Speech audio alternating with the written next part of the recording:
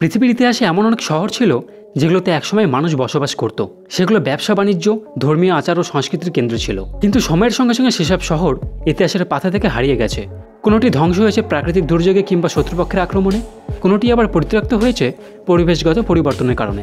আজকে আমি এই ভিডিওর মাধ্যমে তোমাদের এমন 10টি পুরনো হারিয়ে যাওয়া শহরের বিষয়ে জানাবো যা তোমরা আগে কখনোই শোনোনি।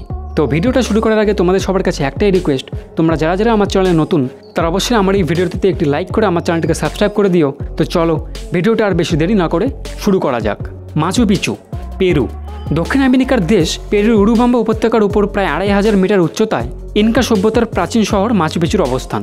1450-এর দশকে ইনকা সম্রাট পাচাকুতি এ শহরের গোড়াপত্তন করেন। এটি ছিল ইনকা সভ্যতার ধর্মীয় প্রশাসনিক কেন্দ্র। অঞ্চলটিতে স্পেনের দখলদার বাহিনী ঢোকার পর 16 শতকে শহরটি পরিত্যক্ত হয়ে পড়ে। যুক্তরাষ্ট্রের প্রত্নতাত্ত্বিক গবেষক হিরাম বিংহাম 1911 সালের 24শে জুলাই মাচু পিচুকে নতুন করে বিশ্বের নজরে নিয়ে আসেন। ক্রেতা, জর্ডান। মনে করা হয় খ্রিস্টপূর্ব 6ষ্ঠ শতকের দিকে ক্রেতা নগরী গড়ে ওঠে। লোহিত সাগর থেকে প্রায় 80 কিলোমিটার দূরে জর্ডানের দক্ষিণ পশ্চিমের শহর ওয়াদি মুসার ঠিক আগে হুর পাহাড়ের পাদদেশে এর অবস্থান।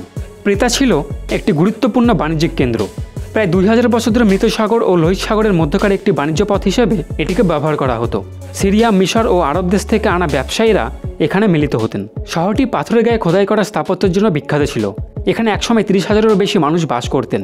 শহরটিতে ছিল জলের কুয়ো, বাগান, প্রাসাদ, মন্দির, নাট্যমঞ্চ সহ নানান কাঠামো। 363 খ্রিস্টাব্দে ভূমিকম্পে শহরটি আংশিকভাবে ক্ষতিগ্রস্ত হয় এবং পরে আরবদের দখলে যাওয়ার পর এটি পুরোপুরি পরিত্যক্ত হয়। 1822 সালে সুইস পরিব্রাজক জোহান লুডিগ নতুন করে এই শহরের সন্ধান পান।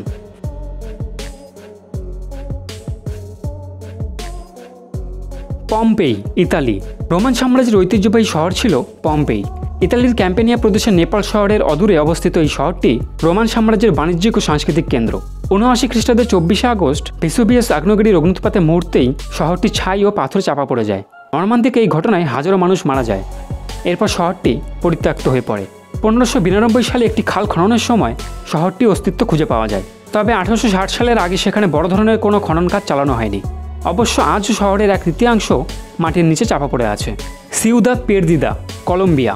স্প্যানিশ ভাষায় সিউদাদ পেরদিদার অর্থ হল হারানো নগরী। কলম্বিয়ায় আন্দিজ পর্বতমালা Sierra Nevada de Santa Marta অঞ্চলে 800 খ্রিস্টাব্দে শহরটি গড়ে উঠেছিল। সে হিসাবে মাচু পিচুর চেয়েও প্রায় 650 বছরের পুরনো। স্থানীয় আদিবাসীদের কাছে শহরটি তেউনা নামে পরিচিত ছিল। সিউদাদ পেরদিদাতে ছিল পাহাড়ের ঢাল কেটে বানানো 169টি টেরেস, টাইলসযুক্ত রাস্তার একটি নেটওয়ার্ক এবং বেশ কয়েকটি ছোট গোলাকার জায়গা। স্প্যানিশ দখলদার বাহিনীর অভিযানের পর শহরটি পরিত্যক্ত হয়ে যায়। 1972 সালে কিছু লুটেরা সোনা খুঁজতে গিয়ে শহরটি খুঁজে পায়। 1982 সালে এর পুনর্গঠনের কাজ শেষ হয়।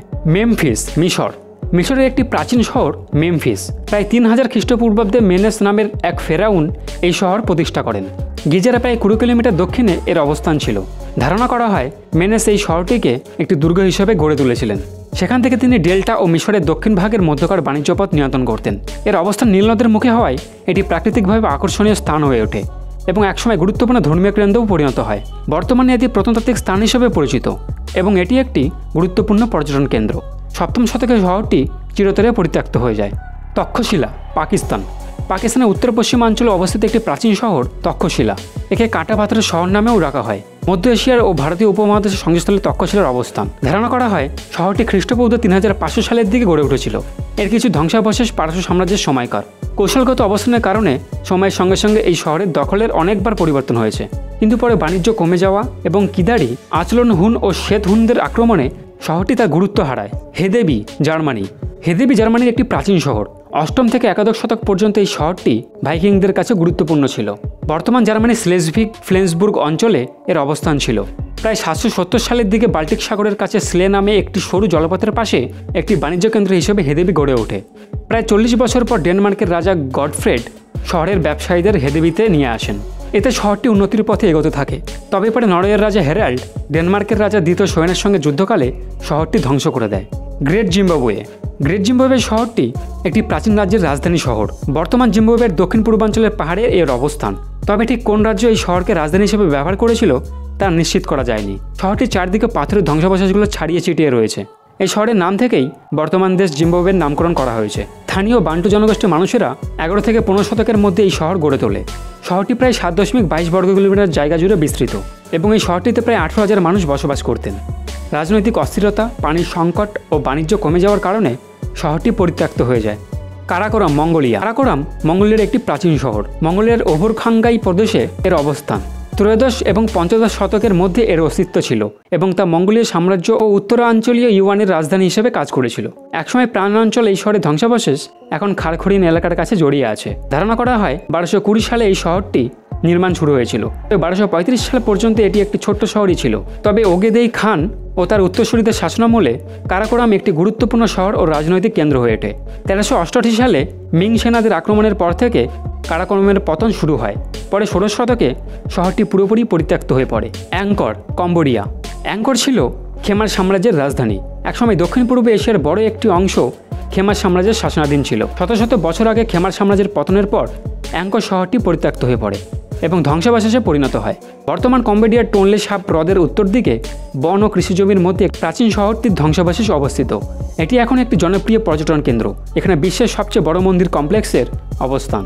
তো বন্ধুরা, এই ছিল আজকে আমার ভিডিওটা তোমাদের কেমন লাগলো তোমরা অবশ্যই কমেন্ট করে জানিও এবং ভিডিওটা ভালো লেগে থাকলে আমরা এই ভিডিওটিতে একটি লাইক করে আমার চ্যানেলটিকে সাবস্ক্রাইব করে দিও এবং অন্যদের সাথেও শেয়ার করেও অন্যদেরকে জানার সুযোগ করে দিও।